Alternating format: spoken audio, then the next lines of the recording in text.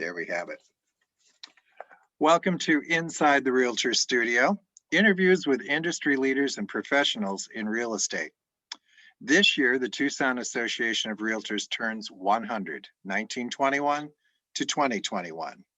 We honor our history by conducting interviews of the past presidents of the Tucson Association of REALTORS. We'll learn a bit of history by talking to the experts themselves. Today's past president from 2016 is Eric Gibbs. Eric became a realtor in November 2006. He's a leader dedicated to serving his fellow realtor members in multiple ways. Very soon, Eric was serving on a number of TAR committees, work groups, task force, and the board of directors. Some of Eric's many real estate milestones include 2012 being awarded Tucson Realtor of the Year, 2016 elected president of the Tucson Association of Realtors, 2017 appointed to the NAR Executive Committee through 2019. From 2017 through 2019 was elected as Region 5 Regional Vice President for the Arizona Realtors. At state level, Eric has served on the Legislative and Political Affairs Committee as well as the Legislative Committee. And at national level, Eric has been serving since 2019 on the NAR Presidential Advisory Group for the Governance Game Changers. In 2020, Eric was elected AAR Treasurer. In 2021 is serving as the first vice president for the Arizona Realtors, and in 2023 will be serving as president of the Arizona Association of Realtors. Let's welcome Eric to Inside the Realtor Studio. Hi, Eric. How you doing? Thank you. Thank you very much. You bet. Hopefully that wasn't too long-winded. No. Thank you for what you did. I appreciate you. You betcha. So let's begin our trip with a bit about real estate before you were president. Where did you first hang your license? I hung my license with Coldwell Banker Residential Brokerage, right there on Skyline and Campbell. And what drew you to real estate?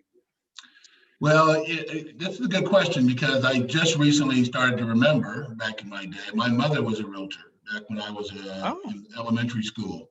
And so it's funny because the reason why it came up was that, when she was a realtor, it was a man's world. And today, it's coming to more of a woman's world, right? And so she did very well.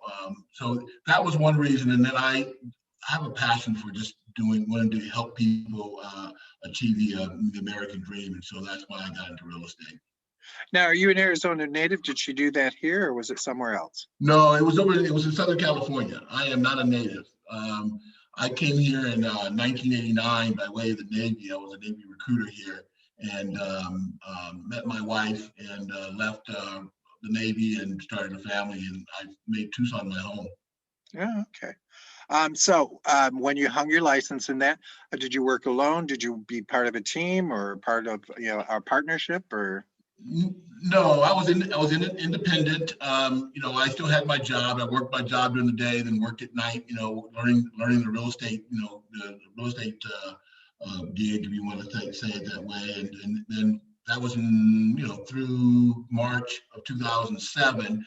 I decided I resigned my position. I was a manager for AT&T, and I came into this full time, not knowing what was ahead of me. Didn't know this market was getting ready to change. Yes, it was. Yeah. So, did you have any particular thing you specialized in, a certain area of town or a certain price point? No, I haven't. So, I'd heard a lot about, farming and being in one particular part of town, and I didn't want to go that route. I had this thought of, I wanted to know Tucson. I wanted to know all of Tucson, Vail, Sahuarita, Gladden Farm, all those. I wanted to be, and maybe not so much be an expert of just one, but to kind of know, and then drift to where I thought was my only spot, my area of expertise. But I learned all over, and it came to be really good to know, because when the market changed, I was able to understand the differences in the different markets and things. Yeah. So, considering that this will be viewed 20, 30 years from now, so when you first started in the business, what was the technology of the day, or what was the new technology of the day? Well, the new technology today was, I was trying to think of this the other day, is, people were starting to use computers, for real estate. Apple had, was starting to become pretty popular. But at that time, I'm trying to think of the MLS that we had. I had it the other day in my head. But it was been known that that particular MLS function was not going to allow Apple to use it. And so what you saw was the fact that people had to change, what kind of laptops they were using. And I remember at that time too, Steve, was that I remember there was some information that, at that point, they would tell you 29.5% of the people were using the internet to search homes. Okay, today that number is over 90%, right? And so what a change, right? Oh yeah. Yeah, we're delivering it to them faster than they can even absorb it. Exactly. Well, let's shift over now to your presidency. So 2016, you're in the the Tucson Boulevard building. Anything going on special with the building at that point in time, or anything? No, nothing was going on special. I think at that point, at that time, we were really seriously trying to figure out how we could pay off the building sooner than later. What measures that we could take to get there. We had a number of meetings with the bank and with the board of directors on what direction to go. Billy Marco was really was heavy behind that and how we could get ahead and pay off that building. So that was the biggest thing for us at that time. Okay, and so let's talk about the staff. Any one you want to single out or bring up? I love the staff. The staff was just, we were very fortunate to have the staff that we had, and you've been there, and they worked tirelessly to help us conduct our business and take care of membership. It wasn't perfect, but I tell you what, the effort was there. It was always there. And people like Christine, Annalisa, Sean, the people back in tech, tech world. I mean, these people really, really found ways to help us achieve what we were trying to do for the membership and for the community. So yeah, and Kelly was a membership, in charge of membership, so those are some of the people that I know that really, when I needed something, I went to. Yes. And a lot of people may not realize or know this about you, but you were heavily involved in the regionalization process that was going on between us and our association neighbors to the south of us. And where were we at that point in 2016? In 2016, we were at the point where the Green Valley was asking us to we're trying to find out how we could move forward with becoming regionalized, right? And thank you for bringing that up, because I totally forgot about that. Kind of a big deal. Yeah, it was. It really was. And I'll be honest with you, I didn't know exactly how big of a deal it was, because at that point we were just really making changes in case it came up that we were going to move forward, right? And then because we had some pushback from particular associations, but when Green Valley reached out to us, it was, let's go for this, and let's see how we can make this work. So that was huge, because for a long time, what the feeling was, no one wanted to connect with us, and what I tried to do was to kind of pull back and not be so much the big boy, the big brother, and kind of let the other associations do what they needed to do, and share with us to help us change with them. And that way they wouldn't feel like we were trying to overpower them, and it worked out pretty well. I think they thought, I'm sure they were thinking we were the big bad wolf, because we're such a large association that if they joined us, that we would just, take their business and whatever, which has not been the case at all. So I think it's been a good partnership going forward. So how did you get into association leadership? Well, so when I joined in 2006, in 2007, I told myself I was going to get involved, and I wanted to. And I didn't know what that meant. I just knew I wanted to get involved. I wanted to do something. I wanted to learn something. And I, kind of reached out somewhere around June, July. I started to reach out to see what was available. And I think when I first got involved with was the MLS on the tech committee. I got on the tech committee, and that was very interesting to me. And those were some of the big changes took place. You know, you asked earlier about technology and stuff. That's where we began to make those big changes. You know, with Flex System and how we were going to grow the MLS and be better for our membership. I think the biggest thing about that at that time too was days on market. I will never forget the days on market where people were just, you know, how do we do this? You know, should it be on the listing sheet? Should we take it off? Yes. You remember that? So yeah, those are some of the things we dealt with at that time, right? So yeah. That was a hot topic, definitely. So now, getting involved in that, did anyone ask you, or did you just decide I'm going to go ahead and do it myself? I just decided that I'm going to do it myself. I just wanted to, you know, reach out, and again, I didn't know what that really meant, but once I got my foot in the door, it just grew from there. You know, I had no idea where this was going to go. I just wanted to do something, you know, and one thing turned into two and three. Before you know it, you know, people are asking you, can you be here? Can you be there? But that's what I just wanted to be. I just wanted to be a part of something. I really did. And I never had been really a part of something in my life. And it was important to me to be able to come volunteer and give back. And so is there anybody that you would single out that maybe shined a light for you in terms of leadership, or felt like was a mentor or somebody you looked up to? Well, there's a couple of people, but I will tell you that you know, when you asked me about no one asked me to get involved with with getting on a committee or something, but the person who did ask me to run for director was Russell Long. When I got this call from Russell, you know, I thought I'm just a little fish in the pond. You know, when Russell Long called you, I'm thinking this is big time right here. What is Russell calling me for, right? So when he called me and asked me if I would consider running for director, that I had been nominated, and he told me he would talk to me. I'm like, I was nervous at first. I'm like, yeah, I'll run. So that's where that big ask came from, was with Russell. I think he opened the big door. You know, he opened the big door.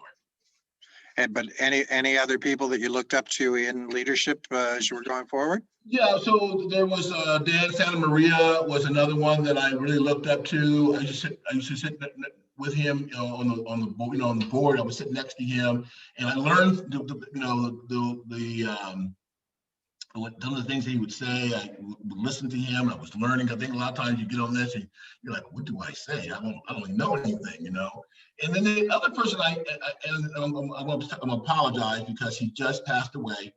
You know, he had the long hair. I cannot think of his name. Mike Whaling? Mike Whaling, yes, Mike Whaling. And Mike, I saw Mike early last year at Walmart, and he looked at me and said, man, he goes, you are doing some phenomenal things, and I appreciate you for really giving to the association. It meant a lot for me because I knew Mike was really involved, you know, and so he talked to me a lot about leadership and being involved, you know, there. Yeah. It's very sad that we're not going to be able to interview him for this. He was actually the very first person that I knew who had died from COVID. Wow. Yeah. So so very sad. Yeah. So let's talk about your AAR and NAR involvement in terms of things that you joined or signed up for along the way. So any committees and. Yeah, so you know, what happened there was when I went to LTA, Leadership Training Academy, for the incoming president, you know, I met Barb Freestone and Monica Sullick, and, you know, met them. And, you know, there's that ask, right? They're like, hey, you know, you'd be really good on this committee, or you'd be really good on that committee. I had never thought about it before. I mean, you know, Steve, my mind was at the local association. That's all I knew. But to be asked at the state level, I felt like I graduated, you know, and I, again, didn't know what I was getting ready to step into. And so that's how that all began to start, was, you know, the ask, and I accepting, you know, the opportunity to walk through the door and to be on a number of committees there, and begin to meet. One of the things that happened was one day I was at the LTA, and we got done early, I decided that I wanted to know two things. First, where was the association building at? And two, who was Michelle Lynn and everybody else, okay? And so I went down there. They remind me of this every time when we're at a dinner or something, they always bring this up. But I came there and I walked in and I went to the front counter and said, my name is Eric Gibbs. I'm the president down at Tucson Association, or incoming president, and I want to meet everybody that's here. And I got a tour of the building and met Michelle Lynn, and they thought that was sort of the best thing. I'm like, I have to know who everybody is. So that's how I kind of got associated with associations at state level. Yeah. Well, how about at NAR? Well, NAR, so again, this goes back to the ask, I have been to a number of meetings there and NAR conferences and mid-year, I got to meet people. And then one day I was heading to the local association for a meeting. I get a call from Bill Brown. Bill Brown was the president, of NAR. And I'll be honest, the truth is I didn't believe it was Bill Brown. Bill Brown says to me, I wanted to call you and let you know that I've appointed you to the executive committee at NAR. And I almost had to pull the car over because I just still could not believe that.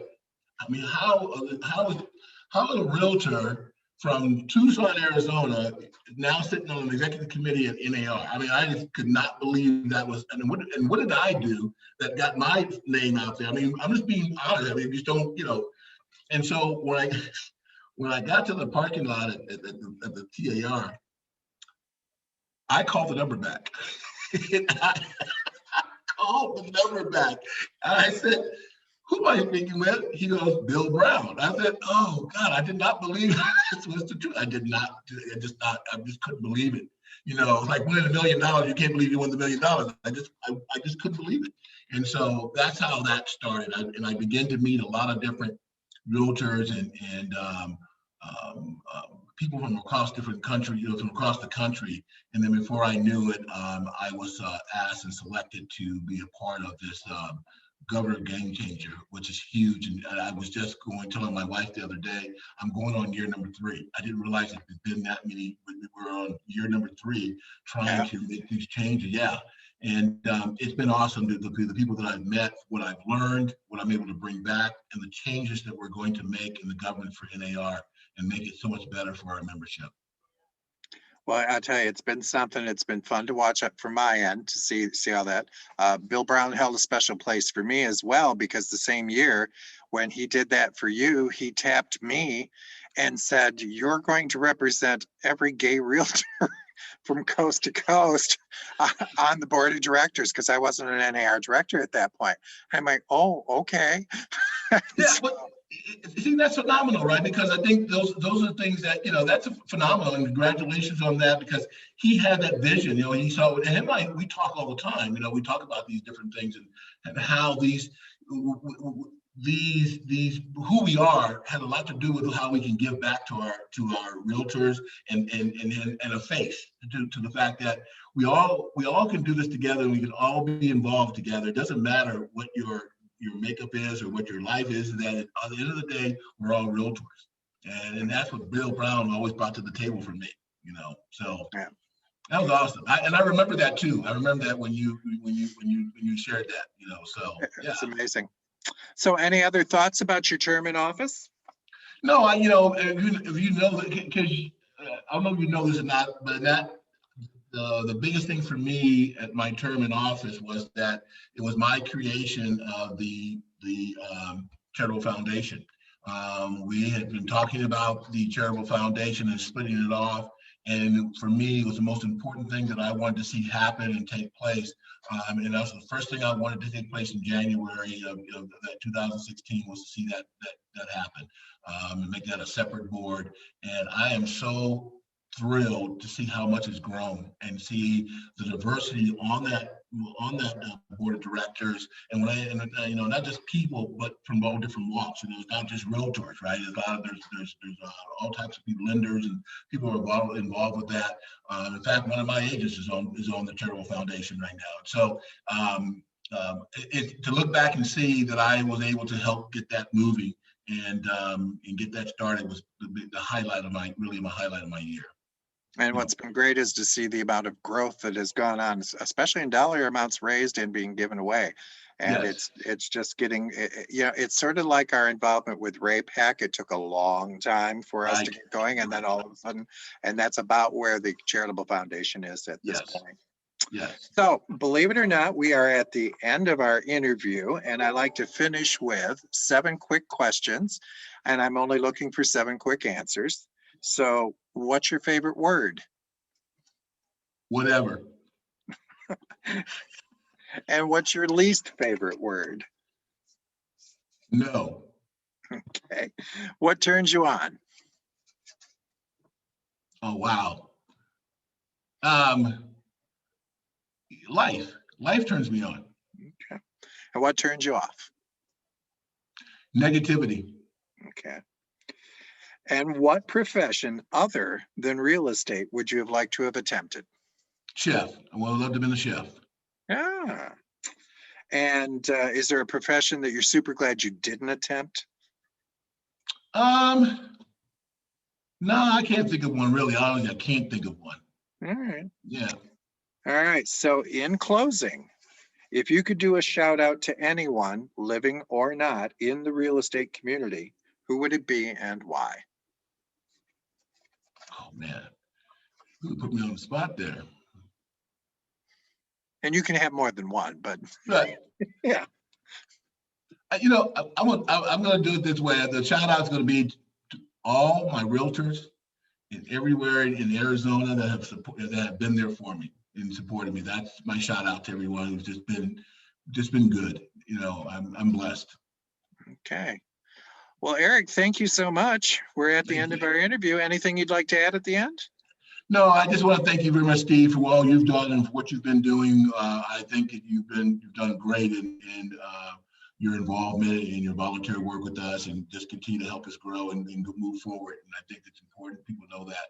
I think we've all grown. I mean, I know where we were before and where we are today. We've all grown. So thank you for what you did and for doing this. I think this is awesome. Totally awesome. Yeah, this is fun.